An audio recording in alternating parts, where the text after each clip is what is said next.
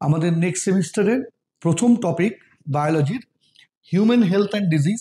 আমাদের মাথায় রাখতে হবে এখানে চ্যাপ্টার 7 অর্থাৎ হিউম্যান হেলথ অ্যান্ড ডিজিজের মধ্যে কিছু নতুন সংযোজন হয়েছে, যেটি আমরা নিট বা অন্যান্য বোর্ডের সঙ্গে আলাদা।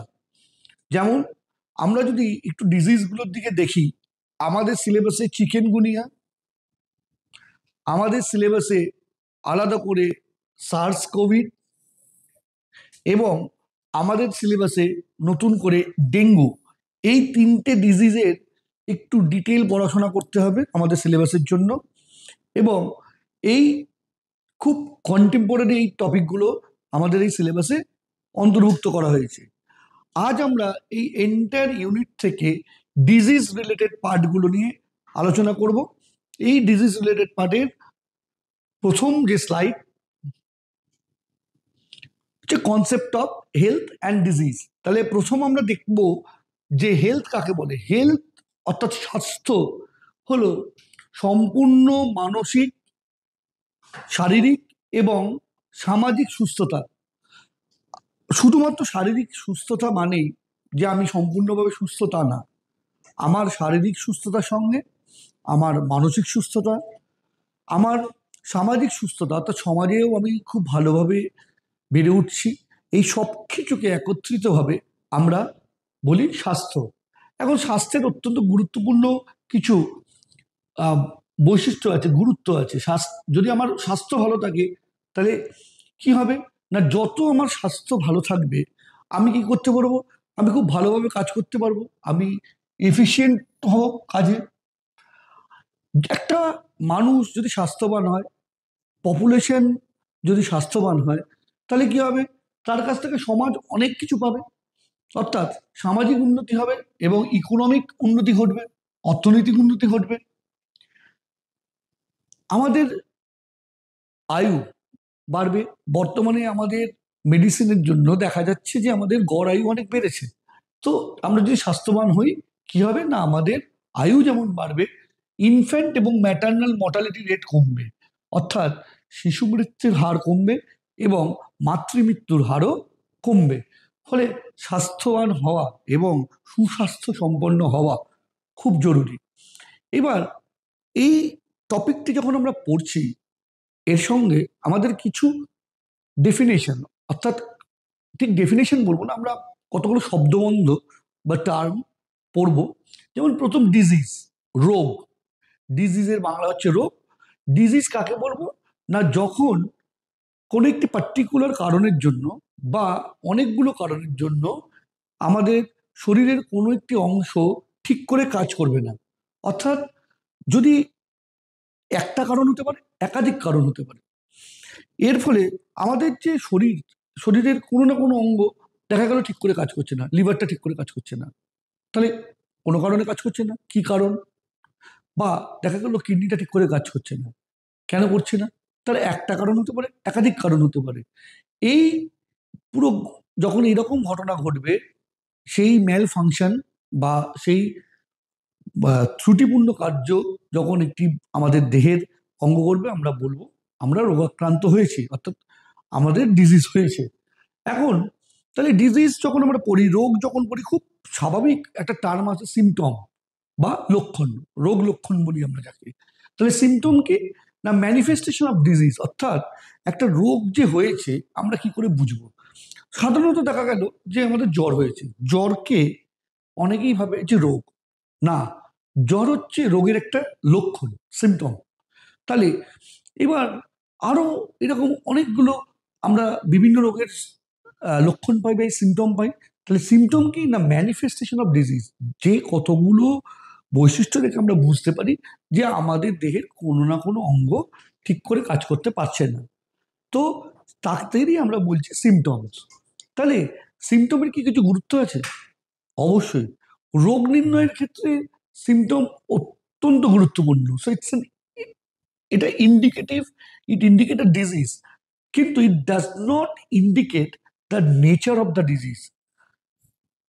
অর্থাৎ রোগ হয়েছে, কিছু সিমটম দেখে আমরা বলতে পারি হ্যাঁ এটা রোগ হয়েছে, কিন্তু কি রকম রোগ, তাহলে আমাকে আরো করতে হবে। যত বেশি সিমটম দেখবো এবং সেই রোগের সঙ্গে যখন মিলবে এবং পরবর্তীকালে যদি দেখা যায় খুব ক্রিটিক্যাল কোনো রোগ, সেক্ষেত্রে হয়তো কিছু টেস্টও আমাদের করতে হতে পারে, করে আমরা কিন্তু রোগ নির্ণয় করতে পারি। সো বুঝতে পারছো, ডায়াগনোসিসের ক্ষেত্রে কিন্তু সিমটম খুব গুরুত্বপূর্ণ।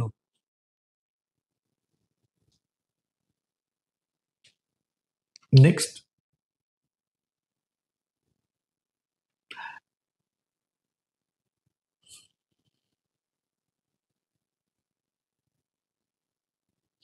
এখন রোগকে আমরা তিন ভাগে ভাগ করতে পারি। প্রথমটিকে বলা হয় কমিউনিকেবল ডিজিজ বা ইনফেকশিয়াস ডিজিজ, অর্থাৎ সংক্রামক রোগ। পরবর্তী রোগ হচ্ছে নন কমিউনিকেবল ডিজিজ বা নন ইনফেকশিয়াস রোগ, অর্থাৎ অসংক্রামক রোগ। এবং last one is congenital disease বা বংশগত রোগ।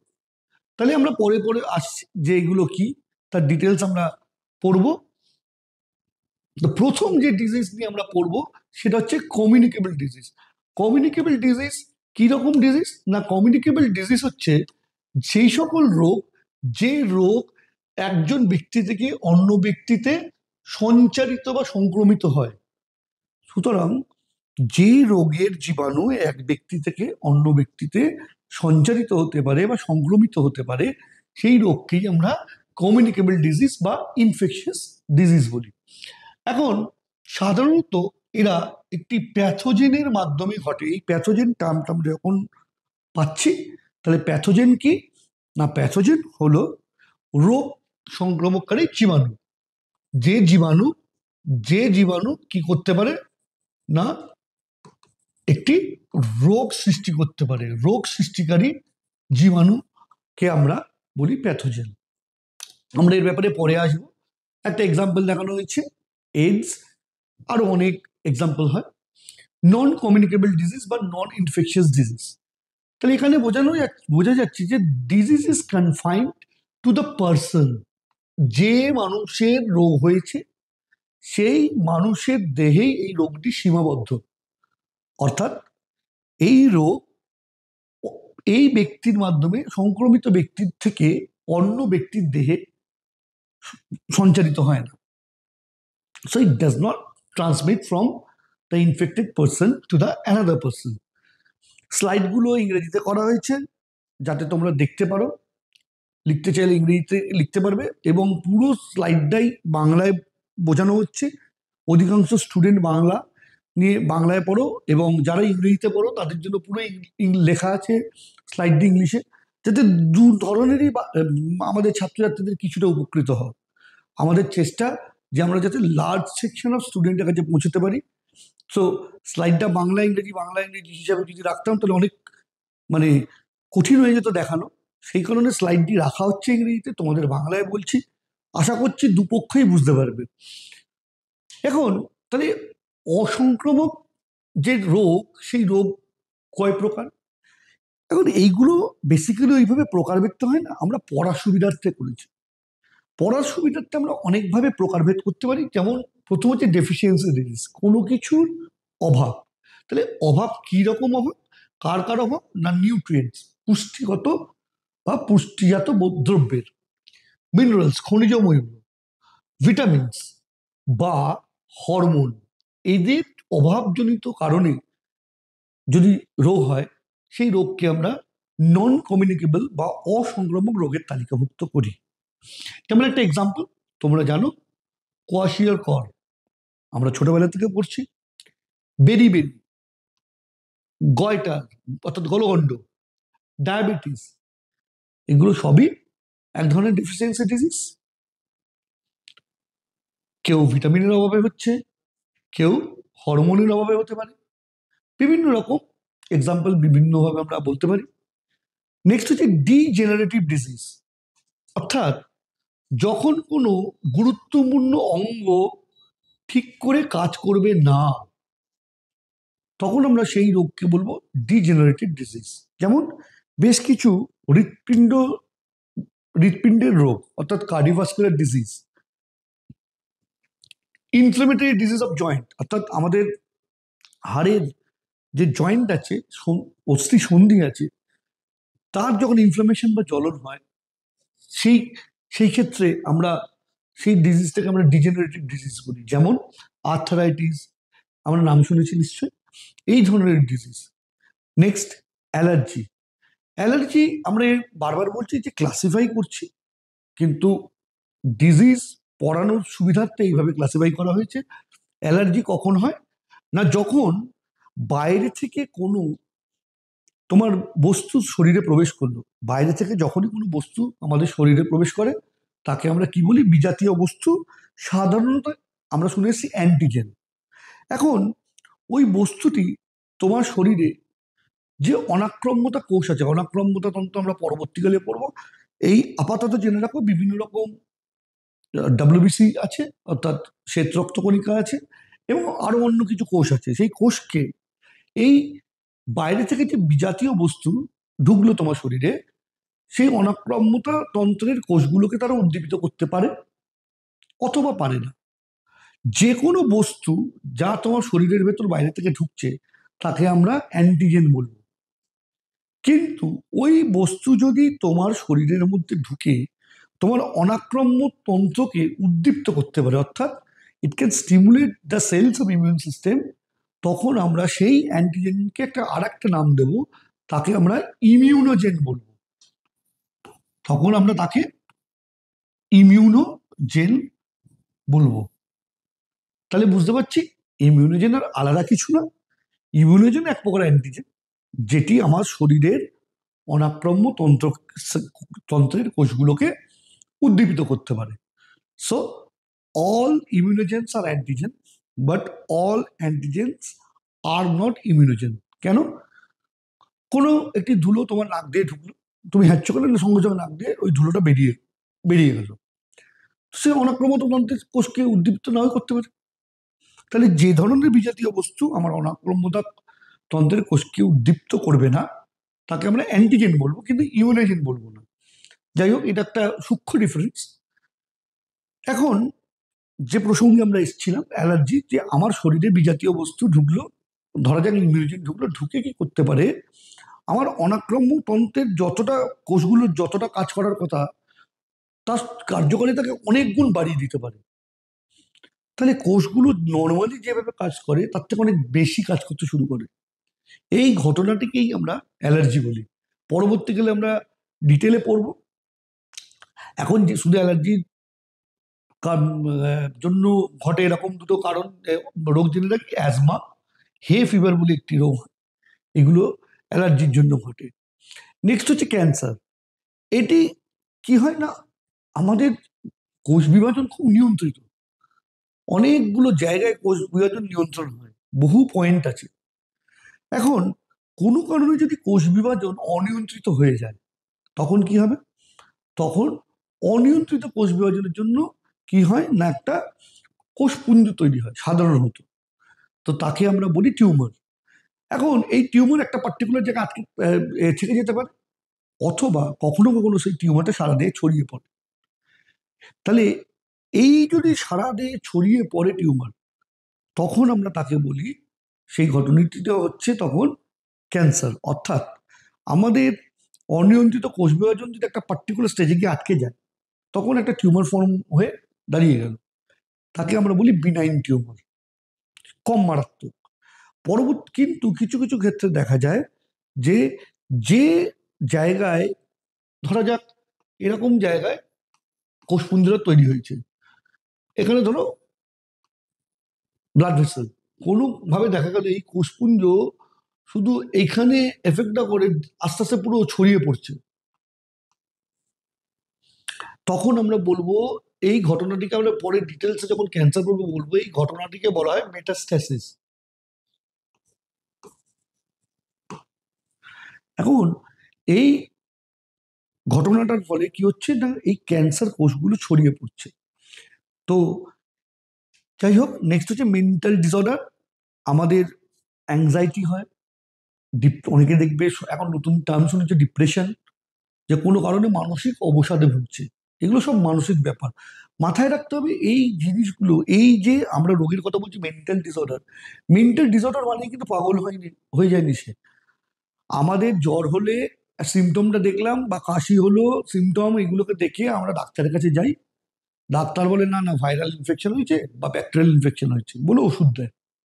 ঠিক সেরকম তোমার যখন মনের কোনো সমস্যা হবে, মন বলতে মানে কি, যে আমাদের তো কন্ট্রোল করছে নার্ভাস সিস্টেম, তাহলে তখন তোমার তার ডাক্তারের কাছে যেতে হবে। তিনি বুঝবেন যে তোমার কোন জায়গায় সমস্যা, হ্যাঁ কি কারণে তুমি ওরকম হঠাৎ খুব প্রাণোচ্ছল ছিলে, সবার সঙ্গে হেসে কথা বলতে চুপ হয়ে গেছো। তুমিও বুঝবে, তুমি তার সঙ্গে তোমার কনফিডেন্সিয়াল কথা শেয়ার করবে, করে দেখা যাবে যে তুমি আবার নর্মাল সেই প্রাণোচ্ছল স্টুডেন্টে কনভার্ট হয়ে গেলে। এই এর অর্থ এই নয় যে তুমি পাগলের ডাক্তারের কাছে গেছো। এই ভেবেই বহু মানুষের রিজার্ভেশন থাকে যে যখনই আমাদের মেন্টাল কোনো প্রবলেম স্টার্ট হয়, আমরা ডাক্তারকে কনসাল্ট করি না। কেন করি না? আমরা ভাবি যে একজন, আমরা যদি এরকম ডাক্তারের কাছে যাই, আমরা বা পাগলের ডাক্তারের কাছে যাচ্ছি, একদমই নয়। সাইকিয়াট্রিস্ট বা সাইকোলজিস্ট একরকম কাজ ওনার, সাইকিয়াট্রিস্টের আরেকটা কাজ। আমাদের যখন যে সমস্যা, সেই পার্টিকুলার সমস্যার এখন স্পেশালাইজড ডক্টরস হয়। এটা আমাদের নৈতিক দায়িত্ব, আমরা যে মুহূর্তে সিমটমস জানতে পারবো যে আমার কিছু সমস্যা হচ্ছে। আমি এইভাবে মিশি, আমি সবার সঙ্গে খোলা মনে মিশি, হঠাৎ আমি কারোর সঙ্গে কথা বলতে আমার আর ইচ্ছা করছে না। নিজের উচিত বাবা মাকে বলা যে না আমি একজন ডাক্তারকে কনসাল্ট করতে চাই, ওনারা বেটার বুঝবেন কেন ঘটনাটা ঘটছে। এইটা কিন্তু তোমার মেন্টাল প্রবলেমসের সঙ্গে তোমার ফিজিওলজিক্যাল প্রবলেমও কিন্তু অ্যাসোসিয়েট থাকে। ফলে ডাক্তার দেখালে প্রথম দিক কেন অনেকটা সময় তোমার কাছে থাকে যে তুমি কিন্তু একদম ব্যাক টু নর্মালসি হয়ে যাবে। তো তুমি অ্যাভয়েড করলে, করতে করতে একটা ডিপ ডিপ্রেশনে চলে গেলে, সেখান থেকে নর্মাল লাইফে ফেরা ইটস ভেরি টাফ। সুতরাং এই জন্য এই চ্যাপ্টারগুলো আমরা শুধু কয়েকটা প্রশ্ন উত্তর লেখার জন্য পড়ছি না। এইগুলো পড়ে আমরা যদি বুঝি আমরা কি করব, আলটিমেট এডুকেশনের উদ্দেশ্য তাই, যে আমরা আমাদের বিহেভিয়ারটাকে যদি চেঞ্জ করতে পারি। আমরা শুধু পড়লাম, এক্সাম্পল পড়লাম, পরীক্ষায় লিখলাম, কিন্তু আমরা যদি এই জায়গাগুলো এখনো রিজার্ভেশন রাখি যে আমার একটা সমস্যা হচ্ছে, আমি বলছি না। আশা করছি তোমরা বলবে। এছাড়াও বিভিন্ন রকম প্রবলেমস হয়, অ্যাডিকশন হয়, আসক্তি, ড্রাগস অ্যাবিউজ, অ্যালকোহলিজম, খুব অল্প বয়সে এগুলো অ্যাভেলেবেল হয়, আমরা আসক্ত হয়ে পড়ি। এখন এই আসক্ত হয়ে পড়ার পর যখন আমি বেরোতে চাই, বহু ক্ষেত্রে আমরা বেরোতে পারি না। বেরোলে যদি কেউ হুট করে বেরিয়ে যেতে চায়, দেখা যায় তার শরীরে বিভিন্ন রকম সমস্যার সৃষ্টি হয়, যাকে আমরা উইথড্রল সিমটমস বলি। ফলে এগুলো আমরা পরে ডিটেলসে পড়বো। এই চ্যাপ্টারটি এই জন্যই এত গুরুত্বপূর্ণ যে আমরা যারা অ্যাডোলেসেন্স পিরিয়ড দিয়ে যাচ্ছি বা গেছি, অথবা যারা একটু বড় হচ্ছি, তাদের ক্ষেত্রে এই ধরনের চ্যাপ্টার অত্যন্ত গুরুত্বপূর্ণ। নেক্সট আমরা সংক্রামক অসংক্রামক রোগ বললাম। এবার আমরা যেটি পড়বো সেটি হচ্ছে বংশগত রোগ বা কনজেনিটাল ডিজিজ। বংশগত রোগ বা কনজেনিটাল ডিজিজ বিভিন্ন কারণে ঘটতে পারে। এখন এই কনজেনিটাল ডিজিজ আমরা আগের সেমিস্টারে পড়েছি পয়েন্ট মিউটেশন, একটা একক মিউটেশনের জন্য ঘটতে পারে, বিভিন্ন রকম রোগ ঘটে, যেমন haemophilia, colour blindness, phenyl ketonuria, এগুলো আমরা পড়েছি। ক্রোমোজোমাল অ্যাবারেশন, অর্থাৎ একটা ক্রোমোজোমের টুকরো ভেঙে গ্যামেট গঠন করে অন্য গ্যামেটে চলে গেল, এটাকে, এই ঘটনাটাকে নন ডিসজাংশন বলে। অর্থাৎ যেভাবে ক্রোমোজোমাল পেয়ারটার আলাদা হওয়ার কথা, সেইভাবে না হয় ত্রুটিপূর্ণভাবে হল। সো এই ক্রোমোজোমাল অ্যাবারেশনের ফলে Down syndrome, Turner syndrome, Klinefelter syndrome, বিভিন্ন রকম সিনড্রোম ঘটে। কিছু প্রাকৃতিক কারণে, এনভায়রনমেন্টাল ফ্যাক্টরস থাকে, পরবর্তীকালে পড়বে হেয়ার লিপ বা ক্লেফট প্যালেট, এইগুলি কিছু আমাদের পরিবেশগত কারণে ঘটে। এখন প্রথম দুটো যে congenital disease, these are inheritable, অর্থাৎ বংশগত রোগ, এক একজনের থেকে আরেকজনে যায়, জনিত্রী জনু থেকে, প্যারেন্টাল জেনারেশন থেকে অফস্প্রিং এ যায়। But the third one is non inheritable, অর্থাৎ কনজেনিটাল ডিজিজ মানে যে বংশগত রোগ, সেই বলাটা কিন্তু একেবারে অ্যাপ্রোপ্রিয়েট পুরোপুরি নয়। কনজেনিটাল ডিজিজের মধ্যে প্রথম দুটো কারণের জন্য, অর্থাৎ পয়েন্ট মিউটেশন এবং ক্রোমোজোমাল অ্যাবারেশনের জন্য যে সিনড্রোম বা ডিজিজ দেখা যাচ্ছে, সেগুলো একটা জনু থেকে আর একটা জনুতে যায়। বাট এনভায়রনমেন্টাল ফ্যাক্টরের জন্য যে ঘটনাটা ঘটে সেইটি কিন্তু কখনোই একটা জনু থেকে পরবর্তী জনুতে যায় না। ঠিক আছে? সো এইটি হলো আমাদের বিভিন্ন ধরনের রোগের প্রকারভেদ। এখন এই যে রোগগুলো ঘটছে, এই রোগগুলো নিশ্চয়ই কিছু কারণে ঘটছে। তাহলে রোগ যারা ঘটাচ্ছে, অর্থাৎ রোগের এজেন্ট বা রোগ সৃষ্টিকারী বস্তু অথবা জীব, তাহলে আমরা কিভাবে কারা কারা রোগ ঘটাতে পারে? না, কেউ কেউ জৈবিক বাহক হয়, অর্থাৎ বায়োলজিক্যাল এজেন্ট।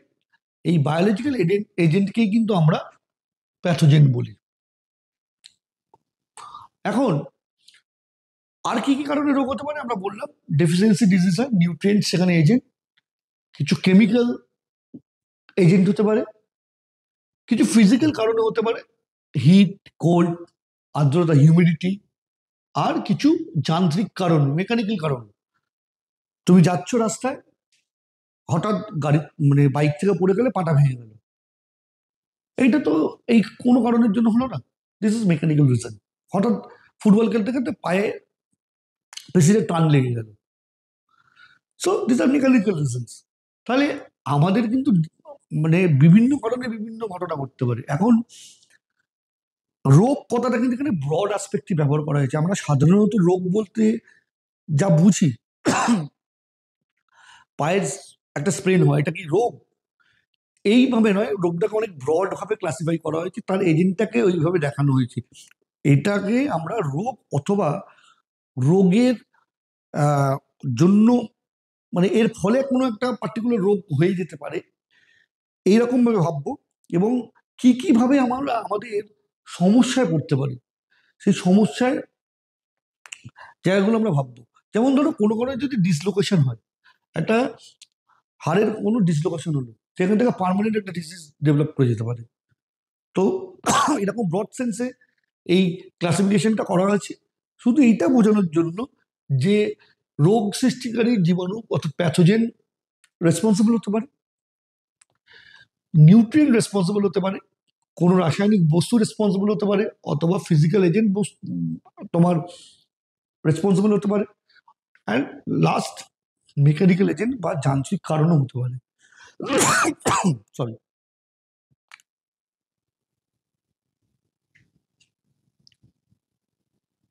এখন প্রশ্ন হচ্ছে তাহলে রোগ কিভাবে ছড়িয়ে পড়ে, ট্রান্সমিশন অফ ডিজিজ, রোগ তাহলে কিভাবে ছড়িয়ে পড়ে? রোগ দুভাবে ছড়িয়ে পড়তে পারে। একটি হচ্ছে সরাসরি সংক্রমণ, অর্থাৎ ডাইরেক্ট ট্রান্সমিশন। কার মাধ্যমে হবে, কার ট্রান্সমিশন হবে? সাধারণত প্যাথোজেনের। প্যাথোজেন কি আমরা বলেছি, রোগ সৃষ্টিকারী জীবাণুকে আমরা প্যাথোজেন বলি। এখন তাহলে এরা ডাইরেক্টলি ক্যারিড হচ্ছে, তো কিভাবে হতে পারে? মোড অফ ট্রান্সমিশন কি না, কন্ট্যাক্ট উইথ ইনফেক্টেড পার্সন, আমরা সংক্রমিত ব্যক্তির সংস্পর্শে এলো, এসে কি হতে পারে না রোগ সংক্রমণ করতে পারে। Chicken pox, small pox, syphilis, এইগুলো এইভাবে হয়। ড্রপলেটের মাধ্যমে, অর্থাৎ বহু মানুষ কি করে না, রাস্তায় যাচ্ছে, হাঁচলো, তিনি বুঝলেন না অজস্র নাকের থেকে যে হাঁচিটা আমরা দিলাম, অজস্র ড্রপলেট কি করলো, বাতাসে ছড়িয়ে দিল, তার অজান্তেই আশেপাশে বহু মানুষ সংক্রমিত হয়ে গেলেন। এই ধরনের সংক্রমণ হচ্ছে ড্রপলেট ইনফেকশন। মারাত্মক মারাত্মক ঘটনা ঘটতে পারে এখানে। তো সাধারণত কমন কোল্ড হচ্ছে তার একটা ক্লাসিক্যাল এক্সাম্পল। এছাড়াও দেখো কত ভয়ঙ্কর ভয়ঙ্কর রোগ এই ড্রপলেট ইনফেকশন থেকে হতে পারে। নেক্সট হচ্ছে কন্ট্যাক্ট উইথ সয়েল, সরাসরি মাটি থেকে আমরা কিছু রোগ পেতে পারি। সেটি হচ্ছে যেমন টিটেনাস একটা তার এক্সাম্পল। আমরা প্রাণীদের দংশন অর্থাৎ অ্যানিমাল বাইটের মাধ্যমে পেতে পারি, যেমন কুকুর কামড়ালো, অনেক সময় আমরা ইগনোর করি, কখনোই কুকুর যদি কামড়ায় বা আঁচড়ায় ইগনোর করবে না, weather it is vaccinated or non vaccinated, তোমরা ডাক্তারের পরামর্শ সঙ্গে সঙ্গে নেবে। কারণ আলটিমেটলি যদি কোনো কারণে র্যাবিস হয়, তখন there is no point of return. ছোট ভুল আমরা করব না। কোনো কারণে দেখা গেল যে তোমার পাটা কাটলে একটা আননোন বস্তু থেকে, তুমি জানো না সেটা জং ধরা বস্তু কি কি, প্লিজ কনসাল্ট ডক্টর ওয়েদার আমি টিটেনাস নেবো কি নেবো না। ঠিক সেরকম কোনো কারণে কুকুর কামড়েছে, তুমি বুঝতে পারছো না, প্লিজ কনসাল্ট ডক্টর, উনি দেখে বুঝতে পারবেন এবং তোমাকে অ্যাডভাইস করবেন। বারবার এইসব চ্যাপ্টার পড়ার মূল উদ্দেশ্য এইগুলো, যে আমরা যেগুলো ডায়লেমায় থাকি যে আমি করবো কি করবো না, তোমার এই করবো না একটা ডিসিশন তোমার জীবনে কিন্তু ভয়ঙ্কর রূপ নিয়ে চলে আসতে পারে। তাহলে আমাদের এখান থেকে আমরা শিখছি কি না, আমরা ওই কনফিউশনে থাকবো না। বিজ্ঞানের কোনো ছাত্র কনফিউশনে থাকবে না। কুকুর কামড়েছে, আমার প্রথম কাজ ডাক্তারকে দেখিয়ে নেবো যে এই ঘটনা ঘটেছে, এবার উনি বেস্ট, সেই জন্য উনি ওই পড়াশোনা করেছেন যে ডিসিশনটা নেওয়ার জন্য যে তোমার কি লাগবে। নেক্সট হচ্ছে থ্রু প্লাসেন্টা। আমরা জানি যে অমরা বা প্লাসেন্টার মাধ্যমে বিভিন্ন রকম রোগ ছড়িয়ে পড়ে, যেমন মিজলস, সিফিলিস, এইগুলো আমরা পরবর্তীকালে দেখব। তাহলে এইভাবে সরাসরি সংক্রমিত হতে পারে। আর ইনডাইরেক্ট, অর্থাৎ সরাসরি নয়, পরোক্ষভাবে, প্রত্যক্ষ সংক্রমণ না করে পরোক্ষভাবে সংক্রমণ ঘটতে পারে। কিরকম? কিছু কিছু ক্ষেত্রে একটা এজেন্ট থাকে যে প্যাথোজেনকে হিউম্যান বডিতে আনার আগে একজন এজেন্ট থাকে, এটা যদি হিউম্যান হয় আর এটা যদি প্যাথোজেন হয়, এই প্যাথোজেনকে এই এজেন্ট ক্যারি করবে, ক্যারি করে সে হিউম্যান বডিতে নিয়ে আসবে। এই ধরনের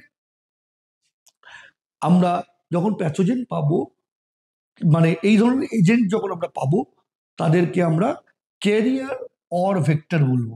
কি বললাম? তাদেরকে আমরা বাহক বলবো, ক্যারিয়ার অথবা প্যাথোজেনিক ভেক্টর।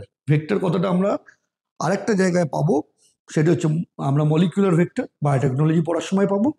এখানে আমরা জানবো যে প্যাথোজেনিক ভেক্টর বা ক্যারিয়ার। তাহলে দেখো দুটো টার্ম লেখা আছে, একটা ক্যারিয়ার বা একটা ভেক্টর। ক্যারিয়ার কথাটার অর্থ বাহক, খুব সহজ, যে প্যাথোজেনকে বহন করে নিয়ে গিয়ে আরেকজন জীবের শরীরে ঢুকিয়ে দিল। কিন্তু এই সময় যদি ওই যে জীবাণুটি যেটি সে ক্যারি করছে তার জীবনের যৌন জননের কোনো দশা যদি ওই ক্যারিয়ার বা বাহকের দেহে হয়, তখন সেই ক্যারিয়ারকে আমরা ভেক্টর বলবো। আশা করছি ক্লিয়ার। তাহলে আমরা আর্থ্রোপোড ভেক্টর, আর্থ্রোপোডা আমরা পড়েছি একটি বর্গ, তার অন্তর্ভুক্ত জীবের সাহায্যে কি কি হয় না, দেখো হাউস ফ্লাই টাইফয়েডের জন্য রেসপন্সিবল, ফিমেল অ্যানোফিলিস মসকিউটো ম্যালেরিয়ার জন্য রেসপন্সিবল, সিসি ফ্লাই আফ্রিকান স্লিপিং সিকনেসের জন্য রেসপন্সিবল। আমরা ম্যালেরিয়া যখন পড়বো আমরা জানি যে ফিমেল মশকি কি হয় না, তার ওভারিয়ান ডেভেলপমেন্টের জন্য কিন্তু কি করে না ব্লাড সাক করে। আমরা যখন ম্যালেরিয়া পড়বো তখন দেখাবো। ভেহিকেল ব্রোন মেথড, এখন কোনো জাস্ট ক্যারি করে নিয়ে চলে গেলো ক্যারিয়ার, কলেরা, ডিসেন্ট্রি বিভিন্ন রকম হয়। এয়ারবোর্ন মেথড, বায়ুর মাধ্যমে গেল। ফরমাইট বোন মেথড, ফরমাইটের মাধ্যমে গেল।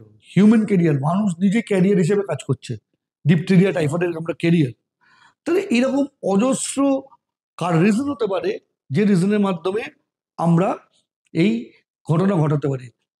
মাথায় রাখতে হবে ইনডাইরেক্ট ট্রান্সমিশন একটা অন্যতম কারণ হচ্ছে আনহাইজিনিক অ্যাটিটিউড। আমরা খেতে যাচ্ছি, হাতটা ঠিক করে ধুচ্ছি না, আমরা ঠিক করে মানে খুব আনহেলদি মানে আনক্লিন একটা আনহাইজিনিক অ্যাটিটিউড নিয়ে চলি, তাদের ক্ষেত্রে ইনফেকশিয়াস এজেন্ট শরীরে ঢোকানো অনেক easy. They are more prone to have any disease or having a pathogen of a disease. তো আমাদের এই আনক্লিন বা একটা আনহাইজিনিক অ্যাটিটিউডটাকে কিন্তু অবশ্যই চেঞ্জ করতে হবে। এর পরের প্রশ্নটাই মনে জাগে যে ঠিক আছে, তাহলে ট্রান্সমিশন কিভাবে হলো বুঝলাম, প্যাথোজেন বুঝেছি, বিভিন্ন রকম কিভাবে সংক্রমিত হয় বুঝলাম। এখন প্রশ্নটা হচ্ছে এই যে প্যাথোজেন আছে তারা কিভাবে রোগগুলো করে। অনেকভাবে হতে পারে, তার প্রধান দুটো কারণ। এক হচ্ছে হয় সে বিভিন্ন কোষ কলার ড্যামেজ করে দেয়, টিস্যু ড্যামেজ করা, তো ম্যাক্সিমাম প্যাথোজেনিক সেই কাজটা করতে পারে। যে দেখা গেল যেমন র্যাবিস ভাইরাস কি করে না আমাদের মস্তিষ্কের যে টিস্যু আছে কলা আছে সেটাকে ধ্বংস করে দেয়। এখন বহু ক্ষেত্রে কি দেখা যায় যে পালমোনারি টিউবারকিউলোসিস, টিবি যেটা তোমরা জানো, টিবি অনেক জায়গায় হয়, শুধু পালমোনারি হয় না, অনেক ক্ষেত্রেই হয়। তো সে কি করে না ফুসফুসের যে কোষগুলো আছে সেগুলোকে নষ্ট করে দেয়। তাহলে দিস ইজ ওয়ান প্রসেস যে টিস্যু ড্যামেজ করে, কলাকোষকে ধ্বংস করে। আর কি হতে পারে? টক্সিন, টক্সিন সিক্রিট করে, ক্ষতিকারক বস্তু একটি টক্সিন কি করে তারা বিষের মতন প্রায় টক্সিন রিলিজ করে। এখন এই টক্সিন দু রকমের হয়, এন্ডোটক্সিন আর এক্সোটক্সিন। এক্সোটক্সিন কি না টক্সিন যেটা প্যাথোজেন ক্ষরণ করে, নিজের দেহ থেকে ক্ষরণ করে, ঠিক আছে, সেই ধরনের টক্সিনকে আমরা বলি এক্সোটক্সিন। ডিপথেরিয়া বা টিটেনাস এইগুলো এক্সোটক্সিনের জন্য হয়। এন্ডোটক্সিন কি মজার বিষয়, এই প্যাথোজেন যখন মরে গেল শরীরের মধ্যে এবং টুকরো টুকরো হয়ে ভেঙে গেল, তখনও কিন্তু এটা টক্সিন হিসেবে কাজ করতে পারে বেশ কিছু ক্ষেত্রে। এই যদি সেটা তখন টক্সিন হিসেবে কাজ করে সেই টক্সিনকে আমরা বলবো এন্ডোটক্সিন। কলেরা বা ডিসেন্ট্রি এইসব রোগগুলো এই এন্ডোটক্সিনের জন্য ঘটে থাকে। সো আমরা দেখলাম যে একটা প্যাথোজেন কিভাবে কাজ করে, না দুভাবে কাজ করে, যে হয় সে কলাকোষের ড্যামেজ করবে, ক্ষতি করবে, অথবা সে কি করবে না টক্সিন রিলিজ করবে। এখন এর পরের প্রশ্ন যে এই রিলেটেড আমরা আর কি কি পড়বো? আমরা প্যাথোজেন অলরেডি পড়েছি, the organism which can cause disease in an organism. এই কথাটা ডিজিজটা লেখা নেই, হুইচ ক্যান কজ ডিজিজ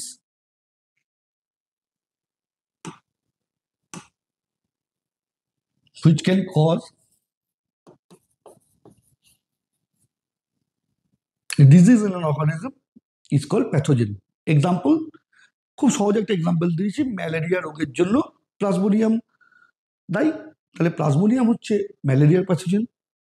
এখন এখানে আমরা আরো কতগুলো টার্ম পড়বো। প্রথম কন্টামিনেশন, এই টার্মগুলো আমরা ইংরেজির সঙ্গে খুব সহজে হ্যাবিচুয়েটেড।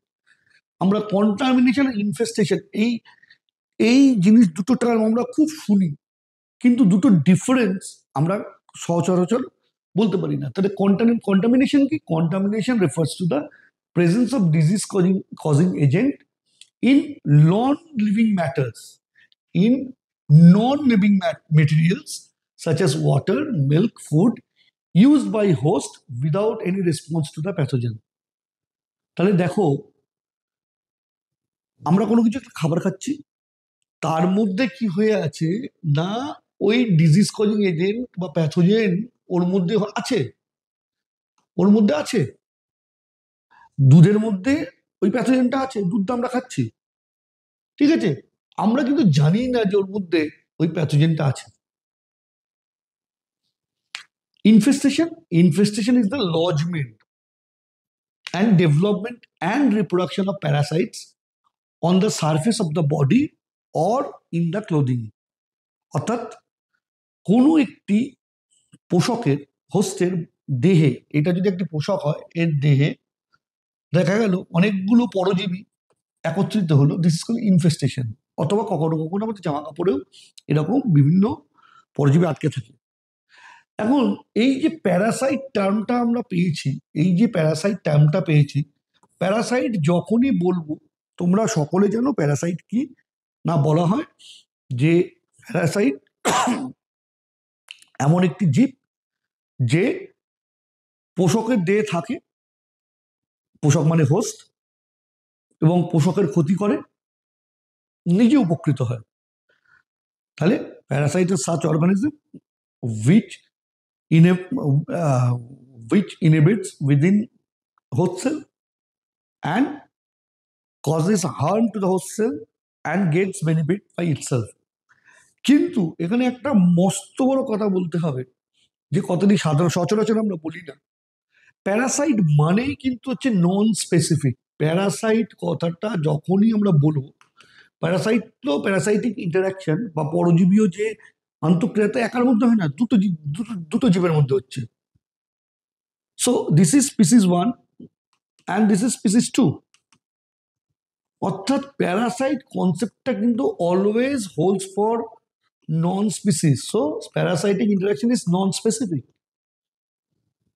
প্যারাসাইটিক আন্তঃক্রিয়া অলওয়েজ নন স্পেসিফিক, দুটো স্পিসিস কিন্তু আলাদা। এটা আমরা একদম মাথায় রাখবো যখনই কোনো জায়গায় পরজীবীর যদি আমরা সংজ্ঞা লিখি, লিখবো যে নন স্পেসিফিক জীব, এই কথাটা আমরা লিখবো। ঠিক আছে, তাহলে আমরা বুঝতে পারলাম যে ইনফেস্টেশন আর কন্টামিনেশনের মধ্যে ডিফারেন্স কি। নাও ইনকিউবেশন পিরিয়ড, বহুবার এসছে কোশ্চেনটা এবং বহুভাবে আসে, খুব ভালো করে বুঝতে হবে। একটা প্রথম কথা মাথায় রাখবো যে যখন কোনো একটি প্যাথোজেন একটি হোস্টের শরীরে ঢুকলো, পোষকের শরীরে ঢুকলো, আমাদের সাধারণ ধারণা প্যাথোজেন ঢুকলো, রোগ হলো।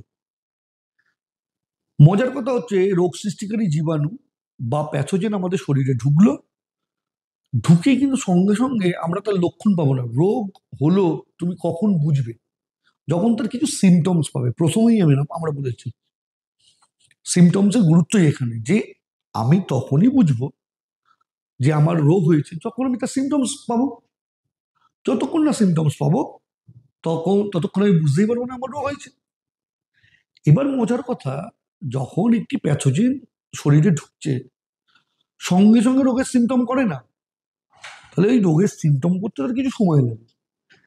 অর্থাৎ তাহলে আমরা কি বুঝলাম, যে আমি ধরো এইখানে প্যাথোজেন ঢুকেছে, শরীরে প্যাথোজেনে ঢুকেছে, এটাকে ধরো টাইম আমি 1 ধরলাম। 10 দিন পর দেখা গেল যে তুমি আফটার 10th ডে তুমি সিমটম পেয়ে শুরু করলে। ধরো প্রথমে তুমি দেখলে কিরকম না তোমার জ্বর হয়েছে, দিস ইজ ফার্স্ট সিমটম। কথার কথা বলছি, সবসময় যে জ্বরই সিমটম তার কোনো মানে নেই, কথার কথা বলছি। যে তাহলে কি দেখা গেল, যে প্যাথোজেনটা ঢুকলো যেদিন আমাদের শরীরে, তার 10 দিন পর আমি প্রথম সিমটম পেলাম। এই time interval is known as incubation period. আশা করছি বুঝতে পারলাম। এবার তোমার প্রশ্নটা হবে যে এই ইনকিউবেশন পিরিয়ডটা কি প্রত্যেকটি রোগের ক্ষেত্রে এক, যে কোনো রোগ জীবাণু ঢুকবে সে 10 দিন পর প্রথম সিমটম দেবে? কখনোই না। বিভিন্ন রোগের জীবাণুর ক্ষেত্রে এই ইনকিউবেশন পিরিয়ড বিভিন্ন। যেমন ধরো আমাদের সর্দি কাশি, যেটাকে আমরা নর্মালি কমন কোল্ড বলি।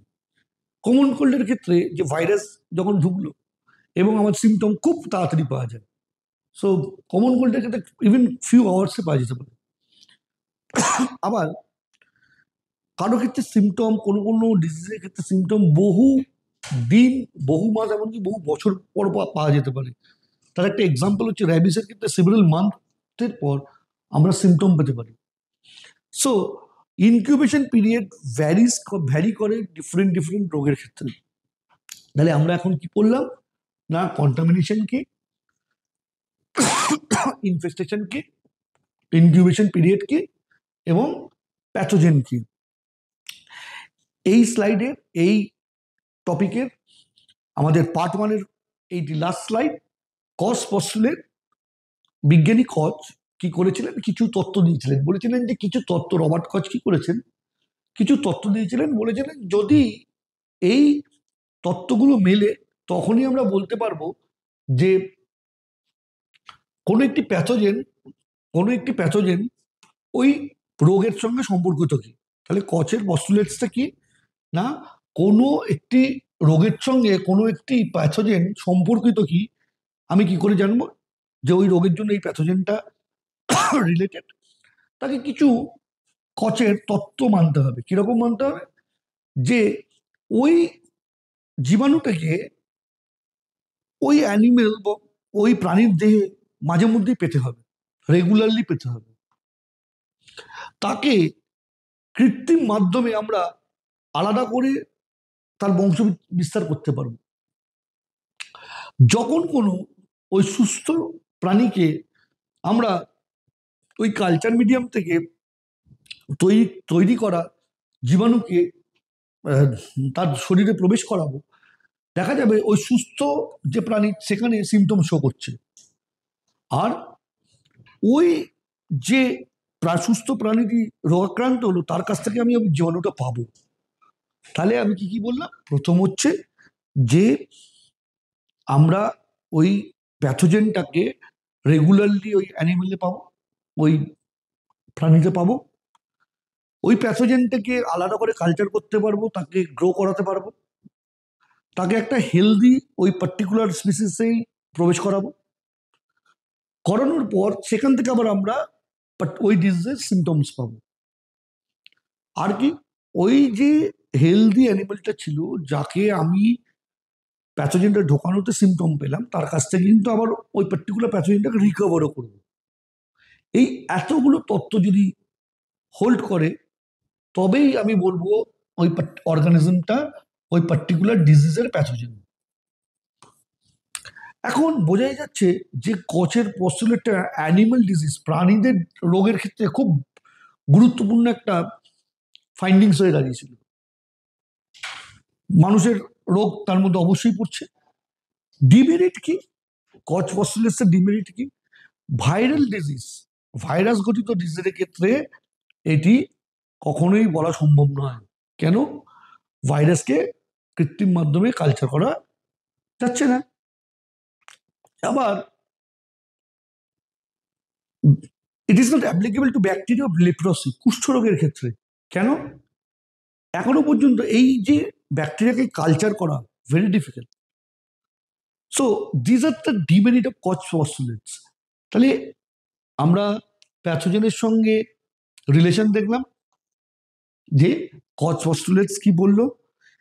আমরা প্রথম পার্টটায় কি বললাম না, বিভিন্ন রকম রোগ, রোগ কিভাবে ছড়ায়, প্যাথোজেন কি,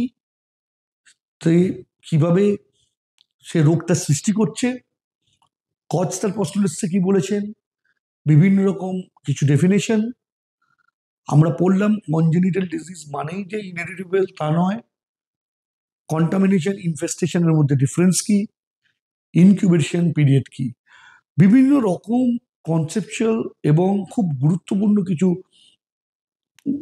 কনসেপ্ট আমরা আজকে পড়লাম। আমাদের পার্ট 1 এখানেই শেষ। নেক্সট স্লাইড থেকে আমরা একদম স্পেসিফিক কিছু রোগ নিয়ে পড়াশোনা করব যা আমাদের সিলেবাসের অন্তর্গত। আমি আগেই বলেছি আমাদের সিলেবাসের নতুন 3টে রোগ ইনক্লুড করা হয়েছে, একটা সার্স কোভিড, একটি চিকেনগুনিয়া এবং ডেঙ্গু। এইগুলো নিয়ে আমরা পড়াশোনা করব। ফার্স্ট স্লাইডের জন্য এখানেই শেষ। ধন্যবাদ।